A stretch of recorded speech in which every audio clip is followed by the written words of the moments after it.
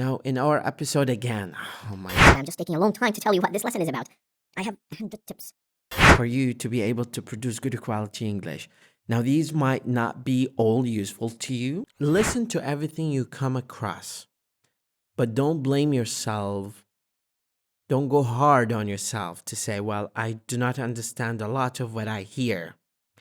Because some of the listening you're listening to comes from very professional English writers. And they write to a specific kind of audience. They write to native speakers. Just because they write to native speakers does not mean that this text is qualifiable to be listened to by you. Maybe you can challenge yourself to listen to this kind of listening or this kind of video. Maybe watching a video from the Wild West. You might not get all the words that they say because they talk about horses, they talk about wildlife, they talk about pistols, guns, revolvers, all kind of weapons and something else. So not everything is applicable in English to your ear. Maybe exposing your ear to different kind of accents and different kind of dialects is going to help your ear be trained to understand and become perceptible of new ideas and new language pronunciation.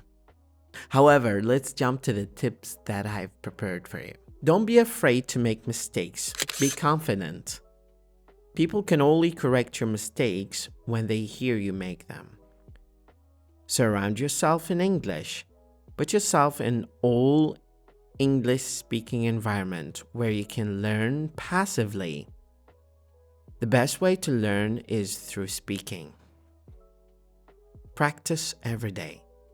Make yourself a study plan. Decide how much time a week you're going to spend studying and stick to it. Establish a routine. Now, a routine is very important, and I always talk about this word.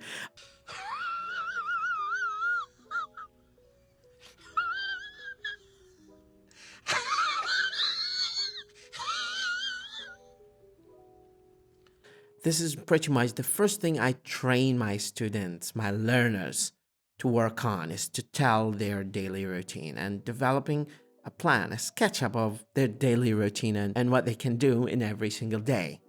But developing a routine is very important to you too. Tell your family and friends about your study plan. Get them to push you to study and also don't let them interrupt you. Practice the 4 core skills of reading, writing, speaking, and listening. They all need to be worked on for you to improve. Keep a notebook of new words you learn. Use them in sentences and try to say them at least 3 times when you speak.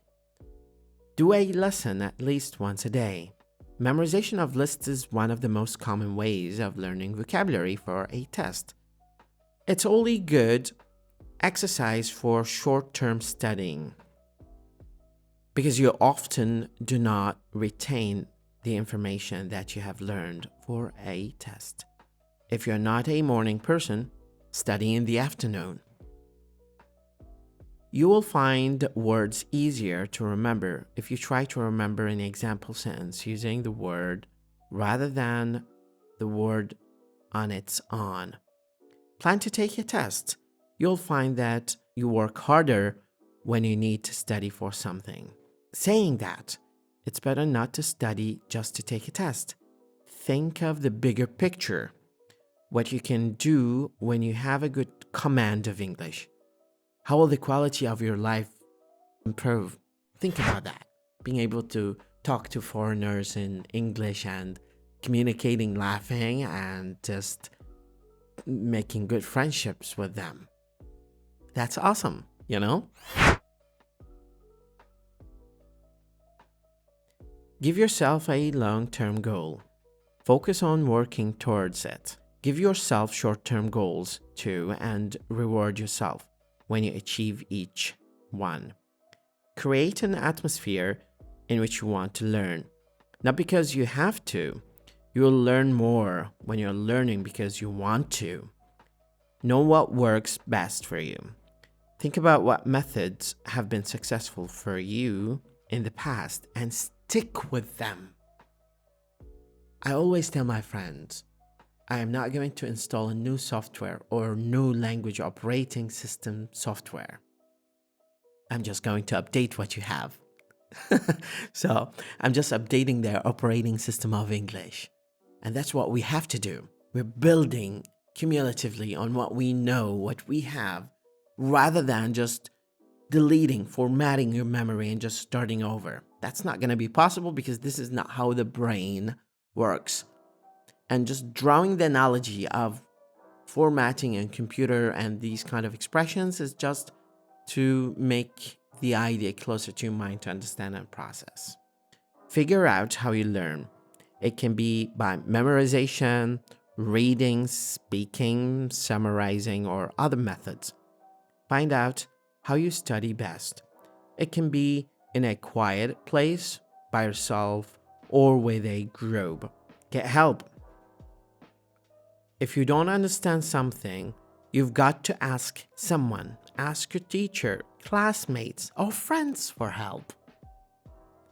Review and review and review. I would say review, review, review, review, review, review, review. 7 times over a span of 14 days. That's how you remember things much better and much longer. It's not a good idea to study on your own for more than 30 minutes at a time. Take regular breaks, get some fresh air, and stretch your legs. Don't be in such a hurry to move up a level. Concentrate on the level you are at now. Watch DVDs rather than TV. It's better to use something that you can watch over and over again to catch information you might have missed the first time. And we have treasure. This treasure is called YouTube. On YouTube, you can come across people who are like us, learners, and probably teachers who give you kinds of advice, different kinds of advice. Stick with them. Try to learn. Try to have a niche. Try to follow a mentor. Try to follow a style. Try to imitate, mimic some people. It's very normal until your personality and your character in English takes its own shape and its own direction. And then from there, you can automatically build on what you've learned. Again, to the point of satisfaction. Watching TV only gives you the chance to hear something correctly first time. This is better for high-level students. It can be great practice for speaking to native English speakers, so you don't have to ask them to repeat themselves. Read graded readers. These books are specially written for your level. Read a whole novel, you can do it. You'll feel great afterwards. Well, I remember back in 2016, I was teaching a group of my friends in an institute, and then I gave them a graded reader novel, and it was for the intermediate level, and it was called The Big Apple, and it was talking about New York. Until this minute, they remember that story. They remember that novel. So reading graded readers that are really tailored for your level is an amazing thing. It's going to help you improve your skills in that level. Children's books have easier words and are a good alternative to graded readers. Newspapers are a good place to find passive constructs. Read through an article and see if you can find the passive sentences, for example. Read for the general meaning first. Don't worry about understanding every word. And then go back and look up new words.